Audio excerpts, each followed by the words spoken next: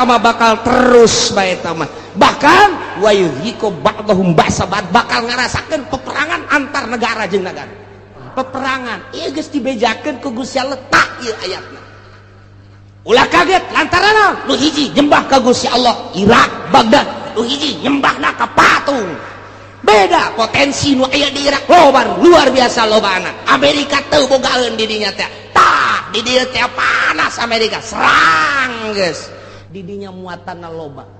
Diawali ku potensi bumi nu dipake kahayang ku Amerika lantaran teu daya teu upaya supaya menggebu. Entak ahli tafsir mah ketika perang Irak Amerika teh aneh. Ketika perang Libya teh aneh. Perang deui Palestina teh aneh. Lantaran geus aya dina Al-Qur'ana ayal bisakum syi'an wa yuziqu ba'dakum ba'sa. Tinggal kudu kumaha atuh cak sahabat kami lamun aya di negara kemudian situasi geus model kos kitu ya Rasulullah. Andai kata kami hirup kemudian hirup teh datang ke zaman model kos kitu, timbul organisasi golongan-golongan, timbul parpol-parpol, timbul kabehan ge kahayangna anu masing-masing jeung kabeh hayang ngarealisasikeun kahayang-kahayangna memaksakan diri. Anu dijieun modal mah kapan eta teh rakyat bae, dari rakyat untuk rakyat, boloon teh podol sero eta bae kabeh ge anu dipake omong-omongan Gusti mun datang ka zaman eta kumaha.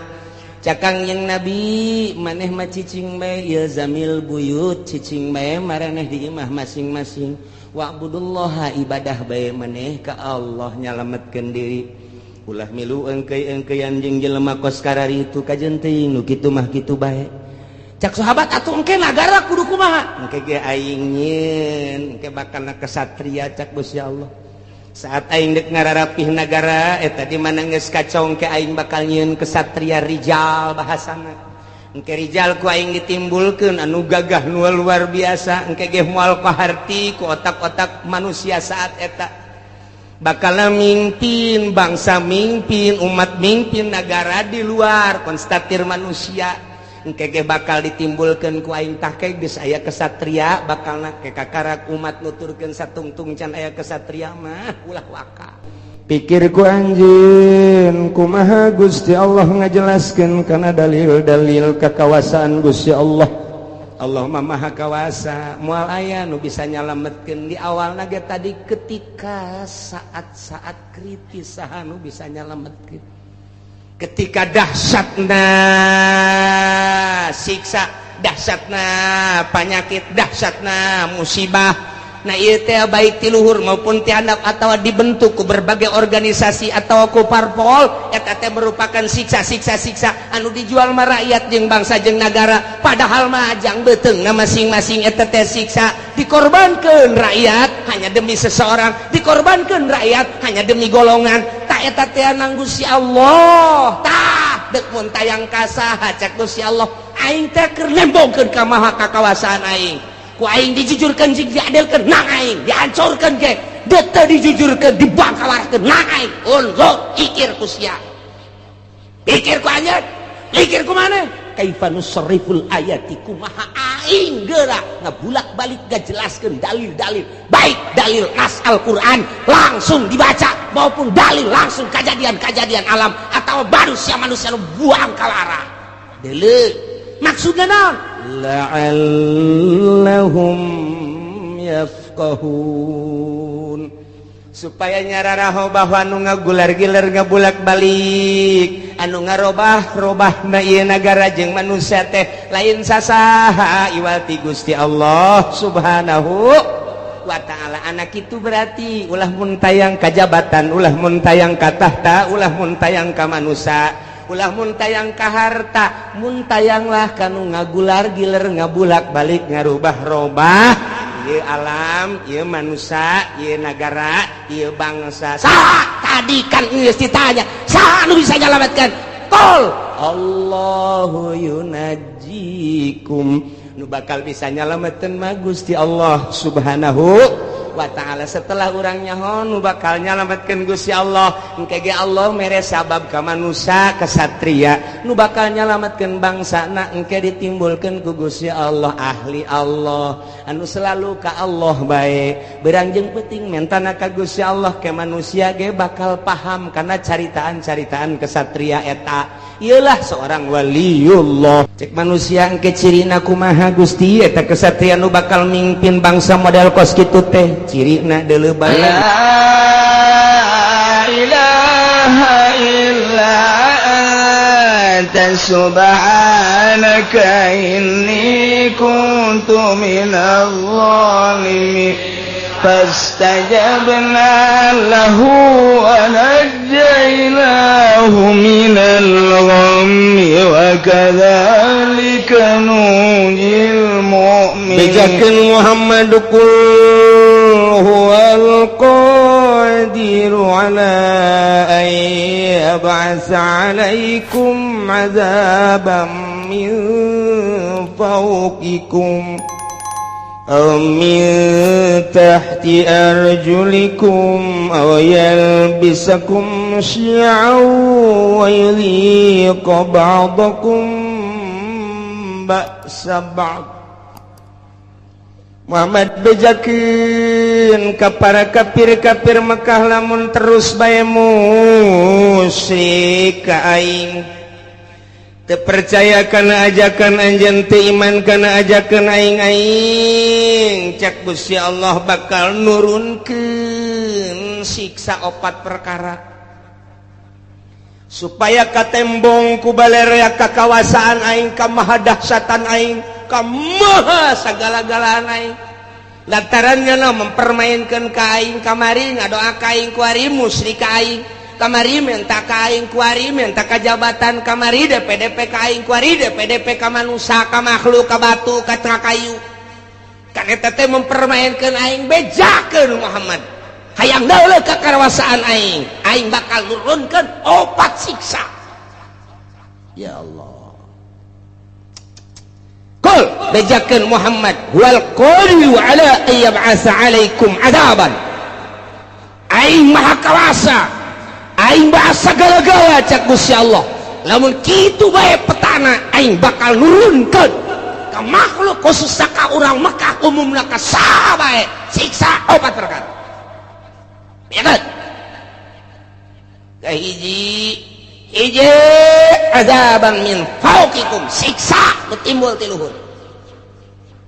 Bentukna engke aya hujan teu eureun-eureun, nya poe hujan buanjeun buacak siksa wae, atawa hujan batu cara ashabul fil di batuan, atawa hujan es bual deh datang ke buah rarusak, atau poe teureun kilat sing jeleger ditambah deui ku geladeg sing jeleger datang ka teu daya teu upaya siksa ti aing min paukikum aw min arjulikun atawa kahandap dihandap timbulna ieu, dihandap timbulna mimiti ku aing teh dioyag-oyag lini bae, lini doang aing mah sok geura hayang nyaho bongan teu iman ka aing, bongan teu nurut ka aing, teu iman ka ajakan anjeun Muhammad. Tah ieu ku aing dioyag-oyag saeutik doang dibere ku aing 6,5 hek. Nah, kulantaran tertep bae rada digedekeun ku aing, digoyangkeun doang ku aing bumi. Engke ge lamun Omah Irama jadi presiden, asana bumi goyang ke kajen kumaha ge. Aya. Arang acak-acakan budak isi nagara deuk dikumahakeun. Tapi ceuk ulama lamun Omah Irama jadi presiden bakalna pertama santai. Nginahin ke beres santai lari pagi kayak kajian luar. Masya Allah mantap luar biasa. Iya kari. Aduh kan ujung-ujungnya kiamat. Tebareres brak. Ya Allah. Seris ya. Langsung ngerti. Aduh ya Allah ya Rabbi. Iya siksa tadi tiluhur geus begakeun Muhammad. Nomor kedua lamun teu percaya bae teu iman ka aing tiadap mimiti lini. Kedua masih keneh teu iman keneh ka aing gempa ku aing rusak para rotong para risek jelebana siksa ti aing. Mun masih keneh bae amblas ka jero deuleu di padang datang ka kuari teu puguh kuburanana diambleskeun ku aing 1000 kejadian padang teh dibalikeun bae ku Gusti Allah. Kadeuleu nama gunung rek nimpah imah sabaraha ribu manusia nu kuari teu disolateun teu dipandian siksa ti aing. Atau tsunami model Aceh sia 200.000 manusia orang Indonesia sekaligus ya tambah jeung orang-orang luar tsunami luar biasa tambah ku aing encan inget keneh bae ka aing tambah ku aing tuh tsunami di Ciamis Pangandaran encan inget keneh bae gunung ku aing dibitukeun can inget keneh bae Lapindo ku aing hayo sia parindah ka mana sia can inget keneh bae sia ka aing can iman keneh bae tambah deui sia ku aing awas sia sakali ieu di Banten sia ku aing Gunung Merapi sia kena datang ke Bojong sia ka Pasar Kemis mah ulah liwat kesempatan. Ya Allah ya Rabbi Gusti Allah tuh cek Gusti Allah ayo sia mun teh tiluhur ti handap mun masih keneh bae teguran tiluhur geus ku Gusti Allah masih keneh teu iman keneh bae atawa masih keneh muara siat keneh bae teu pernah bae jelema nu sugihna teh ngazakat teu pernah mentolilir ka jelema fakir miskin ka yatim piatu geus ditegor ku Gusti Allah tiluhur geus ditegor ti anak masih keneh bae ditambah deui sia ku aing kumaha au yalbisakum syi'a aing nyampur adukeun kana berbagai golong-golongan anu berbeda-beda kahayangna nu bakal ngajadikeun bibit daripada permusuhan mimiti nyeun organisasi ieu lantaran aya nu deui nu boga kahayang nyeun deui organisasi ieu aya deui nu boga kahayang nyeun deui organisasi ieu aya deui nu boga kahayang nyeun deui perkumpulan ieu aya deui nu boga kahayang deui nyeun deui perkumpulan antara organisasi-organisasi teh eta teh teu alalakurna mulai dirinya bibitna kalaluar haju bae silih omong haju bae silih tengkas mulai tidinya teh silih geles tak teu eureun atawa parpo padahal mah jang ngabangun bangsa jeung nagara tapi kulantaran beda-beda kahayangna ieu hayang di satu sisi hayang ngaberesan negara di satu sisi deui mah hayang nyokot danana doang lantaran gede ti negara kabeneran dibuka demokrasi teh teu meunang dicegah-cegah mulai nyan parpol urang ge mampu daknya kurang keneh nyieun deui geus teu kahitung ku ari urang lembur mah bingungeun loba-lobana beda misi jeung visina ambalaya zaman baheula urang inget aya Golkar aya P3 aya PDI ribut kiai jeung kiai silih omongkeun ribut politisi jeung politisi silih gele nu korban ge luar biasa loba jasa satu sisi kiai memperjuangkeun negara melalui P3 jara rasaan didinya teh aya misi keislaman atuh dakwah panggung teh luar biasa satu sisi pamarentahna asa tinggalin ku kiai eta teh di Golkar nyeun huru-hara aya tembak masal derege ilah syiah so eta di dalam negara kuari luar biasa loba anak koskaran itu timbul organisasi-organisasi di mimitian timbul organisasi teh Muhammadiyah naik deui ka NU beda visi jeung misina lantaran itu mah Wahabi ieu mah ahli sunnah naik deui timbul deui aya Islam Jamaah diorganisasikeun deui aya Islam LDI diorganisasikeun aya NI diorganisasikeun deui aya HTI diorganisasikan deui aya Islam jaulah, diorganisasikan deui aya Islam aliran kepercayaan, diorganisasikan deui aya Islam thariqah, diorganisasikan berbagai Islam, beda kabeh suarana timbul huru-hara. Aya di Qur'ana kos kitu mantak ahli tafsir mah senyum bae. Teu aneh jak Gusti Allah geus nyaritakeun lobana kahayang merupakan siksa lantaran naon poho ka Gusti Allah kabeh. Di balik nyeun organisasi aya udang. Iya aya udang di balik batu. Tah eta mah kos kitu tah. Nah, nu mentek nyeun organisasi sok geura desek. Komo dek aya kepentingan negara. Oh, bisaan jasa Soeharto mah buat organisasi Pancasila, buat KNPI, buat organisasi tek-tek jeung bengekna dijieun supaya ngadukung ka ditu. Anu henteu milu ka dinya sok deula tumpas. Kot kitulah kaayaanna. Kiai bisa antara Kiai Golkar jeung Kiai P3 jeung Kiai PDI. Kuari teh dimodernkeun. Kiai modern jeung Kiai Salap ribut luar biasa. Kiai Salap jeung Kiai Salap ribut. Tuh ieu teh geus aya, ieu teh merupakan siksa lantaran kabeh teu ka Allah. Ieulah siksa ti Gusti Allah. Ausian awyal bisakum syi'a teu karaha sakurang. Toel ku urang kiai eta. Tuh aing sarua ka Allah, jeung ngaji. Kos kari itu ngomong. Toel kiai nu sok sangeunahna bae. Loba omong. Hayu bae urang berjuang sia di dinya aing di dieu. Kabeh teu bisa dihijikeun. Visi dan misi disatukan teu bisa. Kabeh ngabogaan visi jeung misi nu berbeda-beda. Ribu ya karim masyaallah. Lamun sarua deuk ngabangun bangsa jeung nagara atuh daon make jeung silih gelek. Silih tumpas, silih omongkeun, silih ajukeun. Ya Allah ya Rabbi, kuari geus 3 di Indonesia anu mangtak ngajadikeun huru-hara besar KPK, polisi, hiji deui naon? Hayu sia. Kuari geus jadi 3, ngakar, tek. Geus, masyaallah. Geus teu bisa. Naon kitu ngaranna harmonis kuari teh.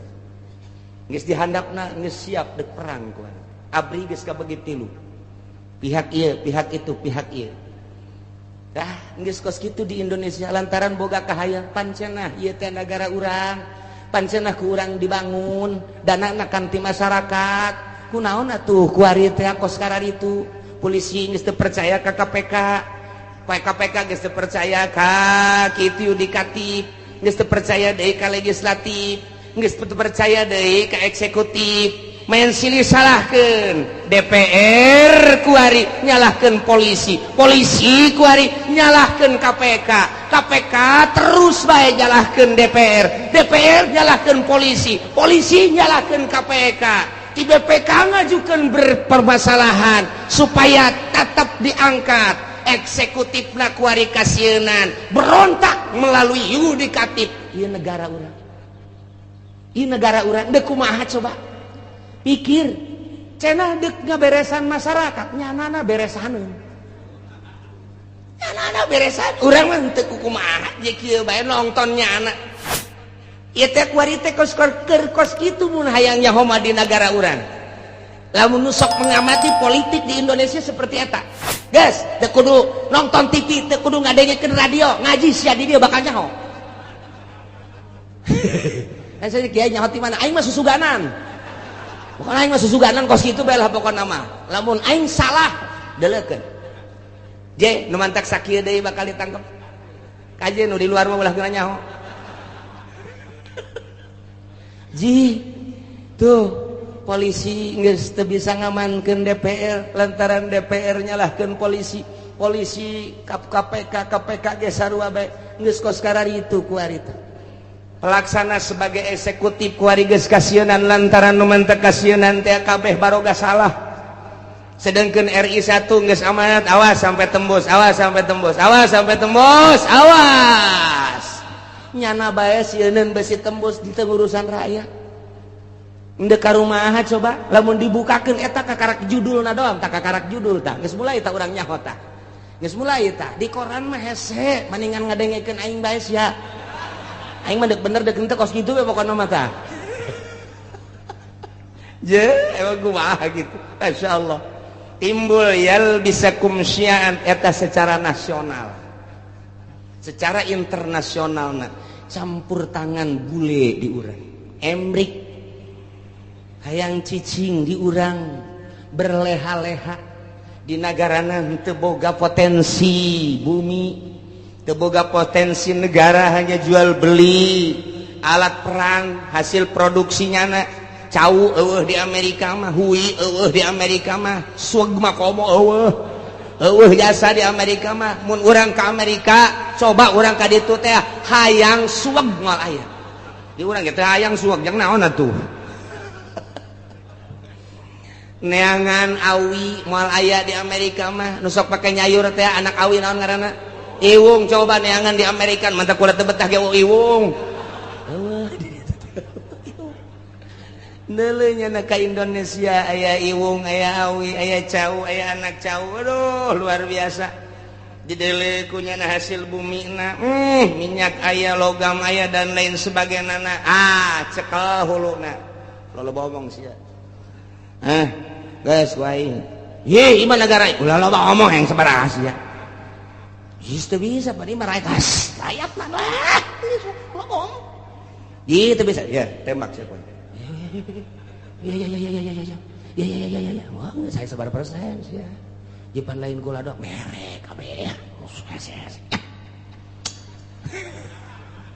Ya udah tanda tangan teh.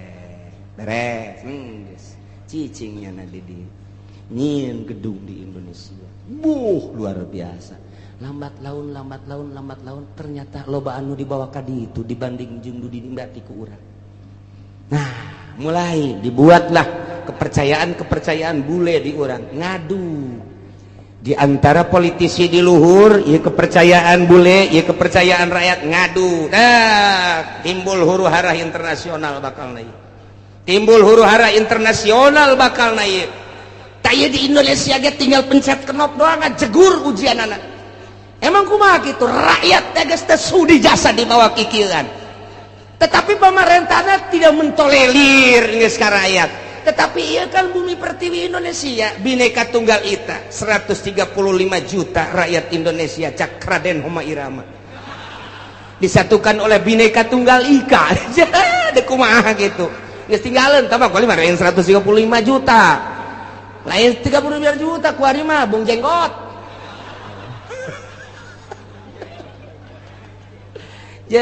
nah iya huru-hara internasional geus mendekati di Indonesia terjadilah di luar Indonesia dulu Irak akibat yalbisakum syi'a wa yudhiqa ba'dakum ba'sa ba'd dibere nyicipan ku Gusti Allah siksa sebagian bangsa jeung sebagian deui kuari mah serang kital peperangan ieu geus dibejakeun ku Gusti Allah tak ieu ayatna ulah kaget lantaran lu hiji nyembah ka Gusti Allah Irak Baghdad lu hiji nyembahna ka patung beda potensi nu aya di Irak luar biasa lobana Amerika teu bogaeun di dinya teh tah di dieu teh panas Amerika serang geus dikibarkeun bendera salib perang luar biasa di dinya muatanna loba diawali ku potensi bumi nu dipake kahayang ku Amerika lantaran teu daya teu upaya supaya menggebu nah bendera salib perang salib kuari dipaekeun perang lah dahsyat ti ditu bodar ti dieu pae kabeh ngaran-ngaran perang mah pararah bae yalbisakum syi'a wa yudhiqa ba'dakum ba'sa ba'd ditimbulkan ku Allah bakal siksana kumaha ialah diaduk-aduk ku Gusti Allah melalui syi'an organisasi golongan-golongan wa yudhiqa ba'dakum dibere ngasaan ku Gusti Allah sebahagian bangsa ba'd ku siksaan sebagian bangsa deui perang multinasional jeung Irak dia kasaksian ku urang selesai eta berangkat deui Libya selesai Libya Syria suara nu datang ke urang geus macam-macam. Urang mun maca koran lokal mah kos kieu, mun maca koran internasional mah kos kieu, mun maca berita-berita mah kos kieu. Tinggal urang bae bingung. Sementara nu boga berita asli, nu bogana adalah Amerika. Urang teu daya teu upaya soal berita. Aya ge selundupan berita nu asli, apa iya apa tidak, apa iya apa tidak. Mulailah dikaburkeun. Bashar Assad teh merupakan Fir'aun lah. Satu sisi Bashar Assad ia telah memperjuangkan bangsa jeung negara melalui agama Islam. Satu sisi jaritakeun Bashar Assad teh ia adalah Syiah anu luar biasa. Satu sisinya nama Wahabi, satu sisi deui ahli sunnah wal jamaah. Nu jelas mah urang kebingungan kabeh. Supaya naon? Supaya mendukung ke Amerika. Teu nyaho keasianana kumaha? Tah kos gitulah yuwayal bisakum syi'a wa yudhiqu bakum ba'saban perang dia kulantaran disuplai ku Iran. Amerika neuleuh heula bahaya sebab di Iran aya 3 rudal anu luar biasa. Nomor kahiji rudal Husein, kadua rudal Hasan, nomor katilu rudal Ali. Ngaranna ge teu kira-kira, ngaranna teu kira-kira. Rudal Husein lamun diberangkatkeun datang ke Amerika, rudal Hasan bisa ngajegur jang Amerika, rudal Ali mah bisa neangan musuh susulundupan. Ndeu kumaha coba hayang cak Amerika keketaan heula, jieun heula coba hayang nyaho ku urang sok pancing melalui Israel berangkat der jeung Palestina, menang Amerika eta teh. Begitu dahsyat luar biasa. Nah, Palestina supply dar. Hanya 9 hari Israel kabur. Tinggal cek Amerika angkat ulah bahaya ya, bahaya. Kita cari dulu lain eureun neangan kelemahan. Kos gitulah ieu keur carita yal bisakum syi'a wa yudhiqu ba'dakum ba'sa ba'd. Disiksa ku Gusti Allah ku diluhur geus. Dihandap geus melalui tsunami siksaan kurang kumaha dahsyatna. Sabaraha juta manusia anu disiksa ku Gusti Allah titah iman ka Gusti Allah, tapi tetep bae teu iman dibere ku Gusti Allah. Awas cek Gusti Allah. Dua deui, hiji perbedaan golongan. Nomor kedua titah ngarasaan antara golongan, antara negara, antara bangsa, ribut peperangan, modar kene. Tah arti apa puyeng nyeneh teh.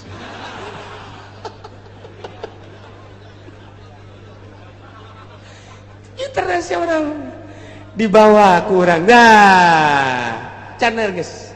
Encana geus berurusan anak Taliban terus bae militan, di mana aya perang di dinya nya nama aya Osama bin Laden geus eueuh, ditambah deui ku ari tetep aya, ditambah deui ku organisasi HTI secara internasional, jauhlah ge secara internasional, araya di tiap-tiap peperangan teh berbagai organisasi ja peperangan kamari bae di Israel.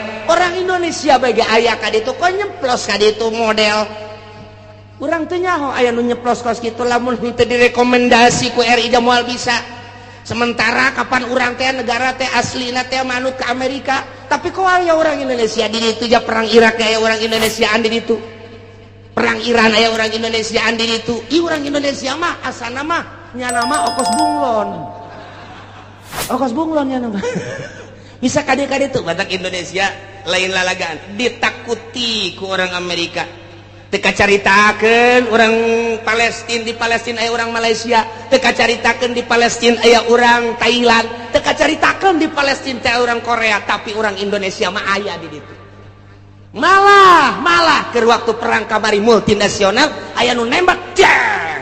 Begitu dibuka ieu na ieu penyet irung. Lah cek orang Amerika ieu mah lain orang Irak, lain Iran, lain Taliban. Coba status seorang mana? Begitu di deule ya karib kurang puta.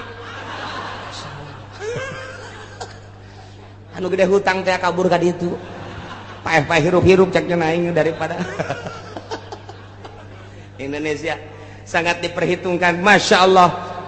Tak poso ribut poso nasional tamata, tapi berbau internasional. Saha nu lempang ka poso ternyata aya sababaraha organisasi dilarang ku pemerintah tetep bae datang ka ditu.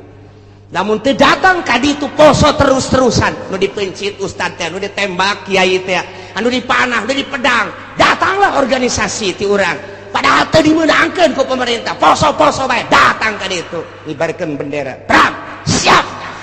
Meuli bejakeun ku kula organisasi nu mana, ngan nyana minta izin ka kula. Bos sombong amat cenah, sekali-sekali sombong lah. Niku bae Indonesia mah kos kitu, eta di Palestina bae aya. Di Taliban teh aya. Ya Allah ya Rabbi, nu mantak aneh eta pan kudu make kapal udara, haju kudu make biaya pan eta teh atuh make naon kitu ngaranna birokrasi perjalanan anu luar sakedangkeun steril. Oh steril luar biasa, mau kemana tujuannya apa tapi aya kan di ditu. Masya Allah nu mantak ke mun perang deui urang diajak ka ditu naik naon cenah kiai ngojay. Di laut asana ya mah meme perang geus malodar. Indonesia ulah sembarangan di Indonesia nu teh diperhitungkeun ku Amerika, sangat diperhitungkan. Indonesia mangke bae perangna terakhir bae cek ganas tetap di perangan mah di perangan terakhir asana bangsa Haji Makmun mah paeh ti heula moal kaburu nya nama geus. Siksa ti Gusti Allah. Leletikanana di urang antar kampung, leletikanana di urang antar desa, leletikanana ti ku urang antar kiai. Kunaon eta? Lantaran boga kahayang.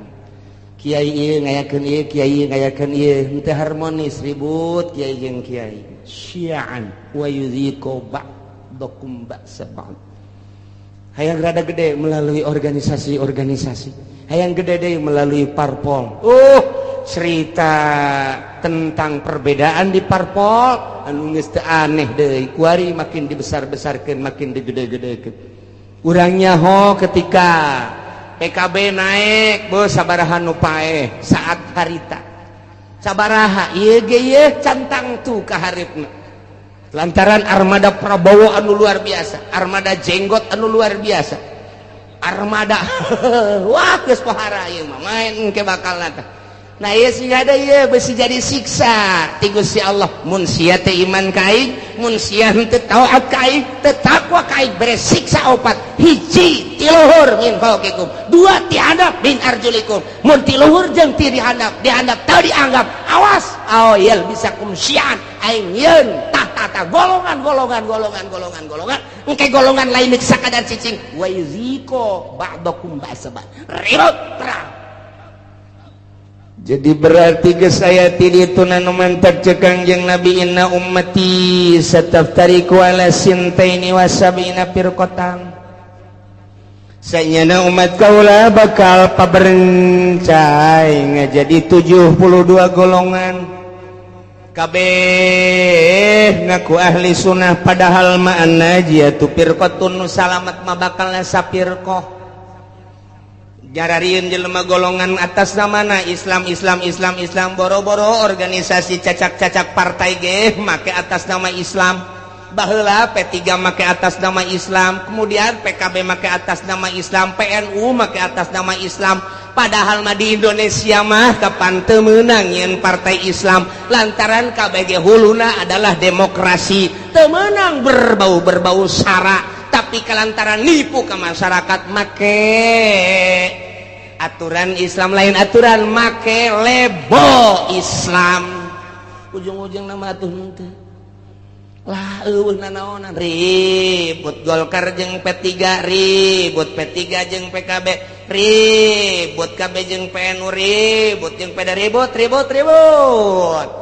Nah perputaran pilpres nu tahun itu sabaraha anu paeh, pilpres kamari sabaraha anu paeh, tinggal pilpres anu bakal sing hade lantaran merupakan siksa. Urang mangadoa bae ka Gusti Allah Subhanahu wa taala. Jadi kukumahakeun ke negara urang teh tetep kos kieu bae sebab can aya nu niatan untuk merubah, membangkitkan semangat rakyat jeung bangsa mengarah ke jujur jeung adil can aya. Ku ayeuna sakitu mah cuek-cuek bae biasa-biasa bae. Wae milih-milih bae ngan ulah datang ka gusur-gusur engkeuy-engkeuyan teu nyaho maksud sing hade. Lantaran ieu teh ya siksa ti Gusti Allah. Ku luhur geus, ku handap geus dibuatlah hasil urang keneh. Iyalah yal bisakum syi'a wa yudhiqu ba'dakum ba'sa.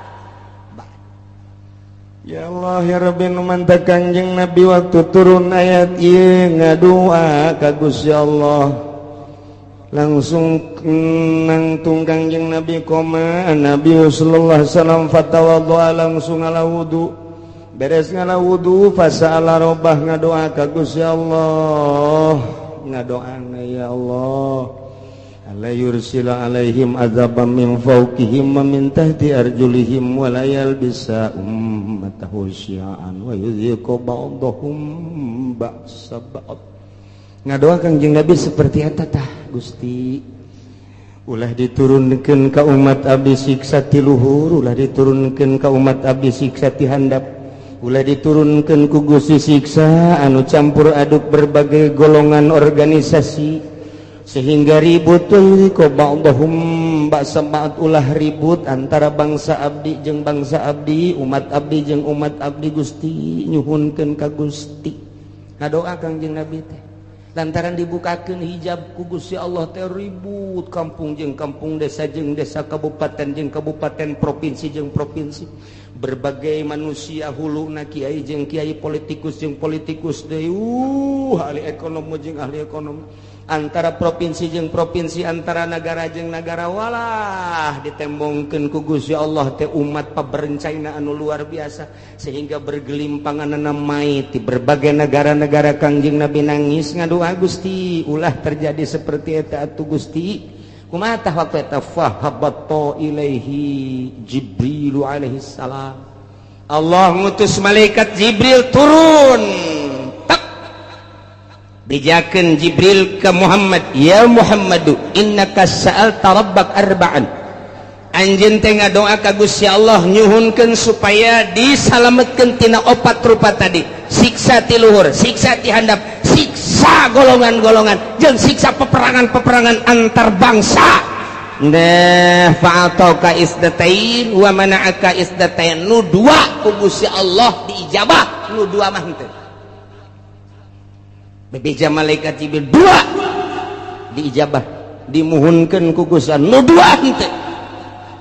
Naon anu dua cek Kanjeng Nabi ya Jibril layatiyahum adzabum min fawqihim wa min wala min tahti arjulihim yastasiluhum. Nu dua siksa ti luhur jeung siksa ti handap mah moal dina ayana ge eta teh moal terlalu dahsyat. Siksa ti luhur paling aba-aba doang, siksa ti handap paling aba-aba doang, sekali-sekali digempakeun eta mah hanya sebagian kecil cek malaikat Jibril, disunamikeun hanya sebagian kecil. Moal terus-terusan Gusti Allah nyiksa seperti eta mah moal nu dua diijabah. Nah cek Kanjeng Nabi lantaran nu dua eta mah fa innahuma adzaban likulli ummatin istajma'at ala takdzibi tanabiha wa raddi kitabi rabbiha. Lantaran nu dua eta mah patalina jeung kaimanan ka pangeran jeung kaimanan ka kitab pangeran. Geus urusanana di pangeran teh mah. Lantaran nya teh iman bae atawa maksiat bae, teu percaya kana Al-Qur'anul Karim atawa ngarobah status hukum Al-Qur'anul Karim. Ku Allah dibereng ke ti luhur jeung ti handap ala kadar doang Muhammad teh mah. Moal dahsyat biasa moal. Moal nu dua mah tetep diijabah sanajan aya ala kadar. Anu dua deui nah lamun nu dua deui mah Muhammad eta mah cek Gusti Allah ditahan tamah walakinnahum yalbisuna syi'an wa yudhiqu ba'dahum ba'sa ba'd. Nu dua ieu mah hiji bakal timbul golongan-golongan eta mah henteu diijabah ku Gusti Allah. Nomor kedua bakal ribut antara umat, antara agama, antara bangsa. Eta moal diijabah teh diijabah tetap tama bakal terus bae eta mah. Bahkan wa yudhiqu ba'dahum ba'sa ba'd bakal ngarasakeun peperangan antar negara jeung negara. Geus aya ti ditu nu mantak ahli tafsir mah ketika perang Irak Amerika teh aneh. Ketika perang Libya teh aneh. perang deui Palestina tane lantaran geus aya dina Al-Qur'ana ayal bisakum syi'an wa yuziqu ba'dakum ba'sa. Masyaallah ya manu dua mah teu Kangjeng Nabi naros Jibril nah anu dua ieu kok henteu diijabah padahal mah poharaja saya mah merupakan siksaan wa hazani azabani li ahli al-iqrar bil kutub wa tasdiq bil anbiya lantaran nyana percaya ka kitab percaya ka nabi ngan nyana teu make kitab jeung teu make nabi lantaran nyana percaya kana Al-Qur'anul Karim dimusabaqahkeun mulai tingkat RT datang ke tingkat nasional datang ke tingkat internasional Quran dimusabaqahkeun antar negara Pakistan, India, Mesir, Irak, Iran, Arab. Oh, timbullah juara satu dipakai henteu. Kahiji. Nomor kedua percaya bahwa Nabi akhir zaman adalah Kangjeng Nabi Muhammad di berbagai negara diakui bahwa Muhammad adalah Nabi akhir zaman. La nabiyya ba'dahu dari Nabi sabada Kangjeng Nabi, tapi teu pernah diikuti ajaran-ajaran Kangjeng Nabi. Bahkan dikatukangkeun nyana teh make ajaran manusia ajaran jelema ku nafsuna bae. Nah ieu mah bakalna peperangan mal eureun-eureun.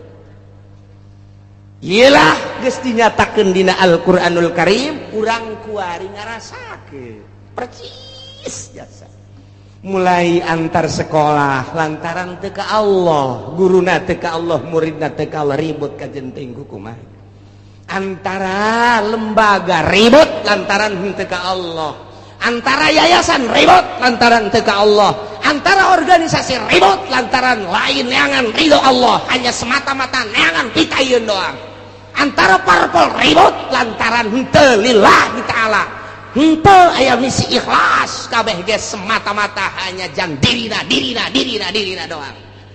Nah iyalah bakal mual eureun-eureun siksa nu dua mah hiji yal bisakum syi'a bakal timbul golongan campur di dieu. Nomor kedua geus aya golongan yuziqu ba'dakum ba'sabad golongan nu ieu nyerang ka nu ieu nyerang kana timbullah peperangan baik di kampungna sorangan di nagarana sorangan atau antara negara bakal terjadi teu bisa tamah lantaran doa Kangjeng Nabi teu dijabah nu dua ieu.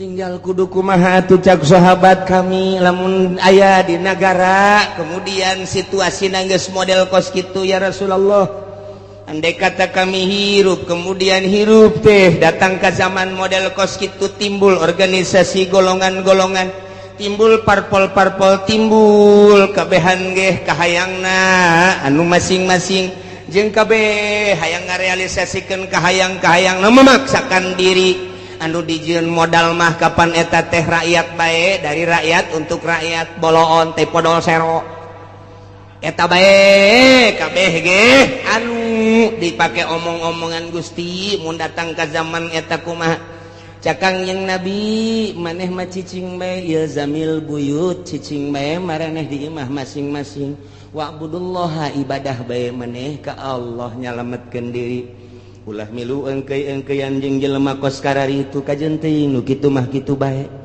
cak sahabat atuh engke nagara kudu kumaha engke ge aing nyieun engke bakalna kesatria cak Gusti Allah saat aing deuk ngararapih nagara eta di mana geus kacau engke aing bakal nyieun kesatria rijal bahasana engke rijal ku aing ditimbulkeun anu gagah nu luar biasa engke ge moal kaharti ku otak-otak manusia saat eta bakal mimpin bangsa mimpin umat mimpin negara di luar konstatir manusia engke ge bakal ditimbulkeun ku aing tah ke geus aya kesatria bakalna ke kakarak umat nuturkeun satungtung can aya kesatria mah ulah waka cek manusia engke cirina kumaha Gusti eta kesatria nu bakal mimpin bangsa model kos kitu teh cirina deuleu bae engke si Semar bakal boga ponggawa opat manehanana teh kabeh ge khawarikun lil adat deuleu engke si Semar cak Gusti Allah manja cenah Kanjeng Nabi geus nyahon ka Semar ya Semar mah belah dieu tah zaman kamari tah zaman Wali Sanga Semar mah tah mimiti aya wayang gelar kedua wayang kulit katilu wayang golet jadi nya kok Kanjeng Nabi nyahon ka Semar ai sia otak teh diteunden di dengkul belon payahna coba tunaikan kada dada. Ye si Semar teh eta teh adalah lambang seorang wali. Hiji si Semar masa lilana tilok make baju. Nomor keduanya nama lamun lempang tilok rurusuhan. Nomor katilu di mana lempangnya nama luak liuk bae.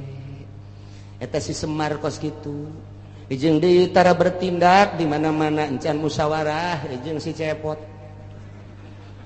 Sia seuri sok tongton meureun nya. Tetepnya nama kudu musyawarah heula jeung si Udel jeung si Cepot jeung si Gareng tetep musyawarah ke masukan tidinya. Berarti nyana nama tilok turun langsung kege aya tangan-tanganna tetep ahli Allah bae. Gitu jadi didukung ku para ahli Allah geus lamun make bajuna hurung herang keneh lain si Semar mah. Geus urang teh angan ke calon presiden anu henteu make baju. Siapa bodoh jasa siapa? Aduh bodoh jasa teh angan ke calon presiden anu henteu make sapatu. Teh angan coba anu make sempak doang. Mantap biasa ieu mah. Atuh geus bae ku urang duetkeun Oma Irama jeung Rita. Ya Karim ya Allah ya Rabbi na ieu ku Kangjeng Nabi disilokakeun engke ge aya ahlullah al-arif billah nu bakal mimpin negara nu mantak baheula teh kurang kumaha gagahna di Indonesia berbagai kerajaan-kerajaan coba Sunan Rahmat diutus ku Gusti Allah dilanjutkeun ku para sunan diakhiri ku Sunan Cirebon eta kabeh ahli-ahli Allah Subhanahu wa taala. Banten nu katengah katelah degeulna lantaran boga ilmu pucuk umun di dinya di mana hibar satungtung deuleu ngalengkah 40 imah kalengkahan diutus ka dieu teh Maulana Hasanuddin ahli Allah tumbang nu kos kararitu kuari ge lain teu nyarekel kana ilmu kabeh ge ieu bangsa di DPR pusat teh nyekel ilmuna ilmu dugala kabeh. Lantaran manehanana ditembak supaya ngebul di anu supaya anu nyekelna ilmu kararitu wungkul lantaran ieu nu kuari mah tapakna kabeh ge di Pelabuhan Ratu jeung Nyi Roro Kidul. Masya Allah satungtung can kadeuleu ke bakal aya kiai ge menyuarakeun kiai nu asli ikuti. Urang lamun di deuleu kamari eta Gus Dur teh kosi Semar ja. Percis kosi Semar. Coba ge amati coba. Coba ge amati ku tukang wayang makanya hoan ge.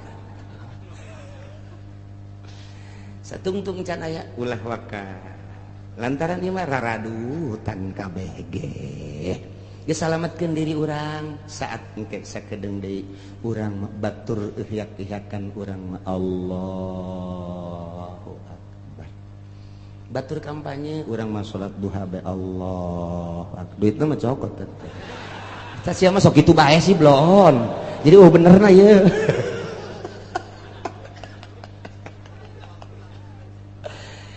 Tah jadi urang kuari alhamdulillah sanajan bari jeung saminggu sakalinya ho urang informasi akurat ti Gusti Allah Subhanahu wa taala khususna dakwah ka umat-umat di Mekah baheula umumna kuari ka urang balerea. Ternyata ketika ditegor didakwahan ku Gusti Kangjeng Nabi teu iman teu percaya datang ka kiwari ge kitu bae bakal dibere opat rupa hiji azabam min fauqikum tiluhur bentukna engke mungkin hujan mungkin begledek mungkin kilat mungkin hujan batu badai dan lain sebagainya angin topan angin beliun dan lain sebagainya atawa tiana mancer cai gempa erosi dan lapindo kabeh jadi embek nah ieu ditegur ku kitu masih kene maksiat bae ka Gusti Allah bakalna ditimbulkeun yal bisakum syan nah nu jelas mah nu dua mah ku Gusti Allah diminimalkeun diijabah doa Kangjeng Nabi tapi nu dua mah teu diijabah kuari ku urang kasaksian kuari dardir durna kasaksian jasa kuari ieulah keur meumeujeuna ayat ieu pas jasa kabeneran jasa urang hirup pas di zaman model nu dicaritakeun ku Gusti Allah melalui Kangjeng Nabi urang Kangjeng Nabi Muhammad sallallahu alaihi wasallam nu mantak unzur kaifa nusarriful ayati la'allahum yafqahun. Pikirku anjeun kumaha Gusti Allah ngajelaskeun kana dalil-dalil kakawasan Gusti Allah. Allah mah maha kawasa, moal aya nu bisa nyalametkeun di awalna ge tadi ketika saat-saat kritis saha nu bisa nyalametkeun. Ketika dahsyatna siksa, dahsyatna penyakit, dahsyatna musibah. Nah ieu teh baik ti luhur maupun ti handap atawa dibentuk ku berbagai organisasi atawa ku parpol, eta teh merupakan siksa-siksa anu dijual mah rakyat jeung bangsa jeung nagara, padahal mah ajang beuteungna masing-masing eta teh siksa dikorbankeun rakyat hanya demi seseorang, dikorbankeun rakyat hanya demi golongan. Tak eta teh nang Gusti Allah. Tah deuk mun tayang ka saha cek Gusti Allah, aing teh keur nembongkeun ka maha kakawasaan aing. Ku aing dijujurkeun jeung diadelkeun nang aing, dihancurkeun ge deuk teu dijujurkeun dibangkawarkeun nang aing. Unzur ikir ku sia. Pikir ku anjeun, pikir ku maneh. Kaifa nusarriful ayati kumaha aing geura ngabulak-balik ngajelaskeun dalil-dalil, baik dalil nas Al-Qur'an langsung dibaca maupun dalil langsung kejadian-kejadian alam atau manusia nu buang kalara. Deuleu maksudna naon? La'allahum yafqahun, supaya nyararaho bahwa anu ngagular-giler ngabulak-balik anu ngarobah-robahna ieu nagara jeung manusia teh lain sasaha iwal ti Gusti Allah Subhanahu wa ta'ala. Anak itu berarti ulah mun tayang ka jabatan, ulah mun tayang ka tahta, ulah mun tayang ka manusia, ulah mun tayang ka harta, mun tayanglah kanu ngagular-giler ngabulak-balik ngarubah-robah ieu alam, ieu manusia, ieu nagara, ieu bangsa. Saha tadi kan geus ditanya, saha nu bisa nyalametkeun? Qul Allahu yunajjikum, nu bakal bisa nyalametkeun mah Gusti Allah Subhanahu wa ta'ala. Setelah urang nyaho nu bakal nyalametkeun Gusti Allah, engke ge Allah mere sabab ka manusia ka satria, nu bakal nyalametkeun bangsana engke ditimbulkeun ku Gusti Allah, ahli Allah anu selalu ka Allah bae. Beurang jeung peuting mentana ka Gusti Allah ke manusia ge bakal paham kana caritaan-caritaan kesatria eta. Ieulah seorang waliullah, nyana nyamaran engke aya di nagara, engke aya di pedagang, engke aya di petani, engke aya di kalangan cacah, engke aya di kalangan menak, selalu aya nyana mah hadir diakui ku berbagai lapisan masyarakat. Etalah engke nu bakal mawa bangsa jeung negara di tiap-tiap negara masing-masing, baik di Indonesia maupun di luar Indonesia. Amerika nu selalu jadi musuh sebab Yahudi kadinya.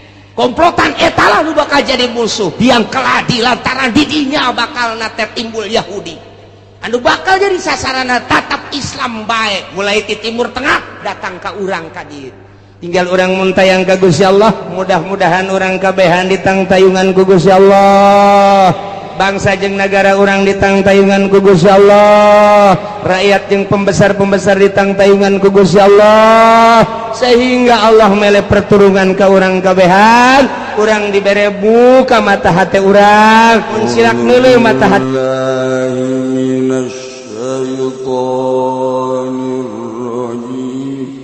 Inna Allah wa malaikatahu yusalluna 'alan nabi ya ayyuhalladzina amanu sallu 'alaihi wa sallimu taslima. Allahumma shalli ala sayyidina Muhammad wa ala ali sayyidina Muhammad kama shallaita ala sayyidina Ibrahim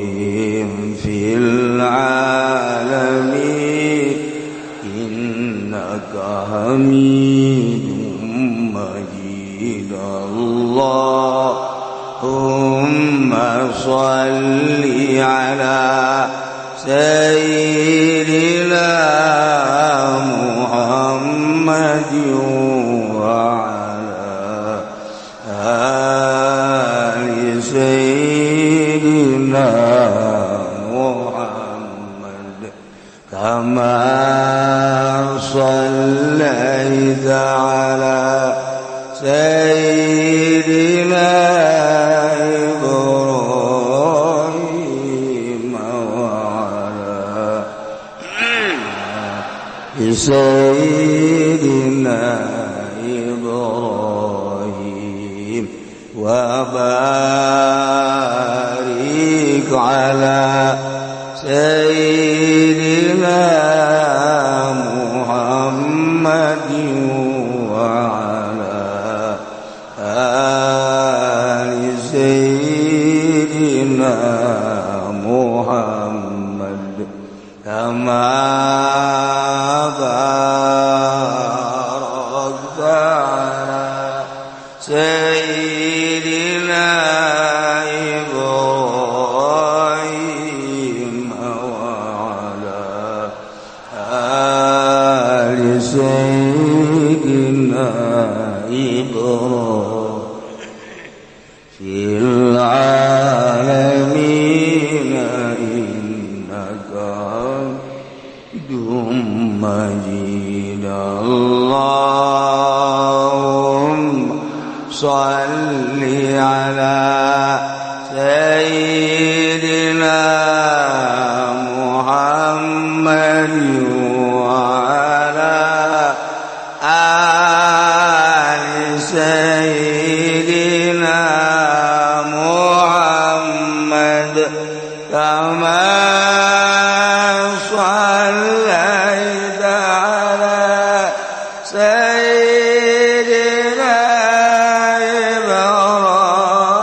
إبراهيم وعلى آل سيدنا إبراهيم وبارك على سيدنا محمد وعلى آل سيدنا محمد كما باركت على سيدنا إبراهيم وعلى آل سيدنا إبراهيم في العالمين إنك حميد مجيد اللهم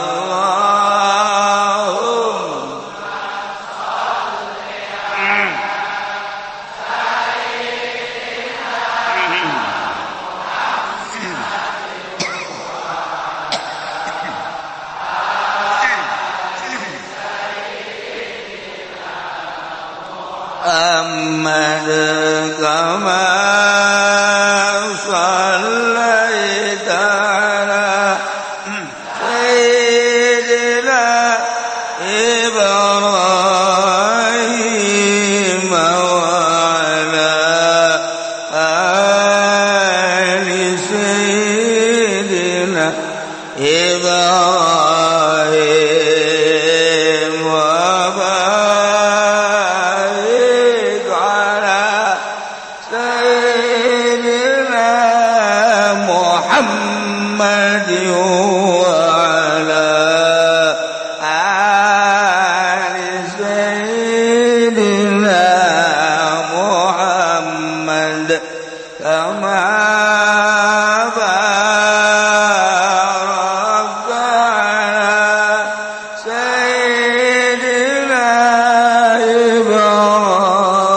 إبراهيم وعلى آل سيدنا إبراهيم في العالمين إنك حميد مجيد اللهم صل على سيدنا محمد وعلى آل سيدنا محمد كما صليت على سيدنا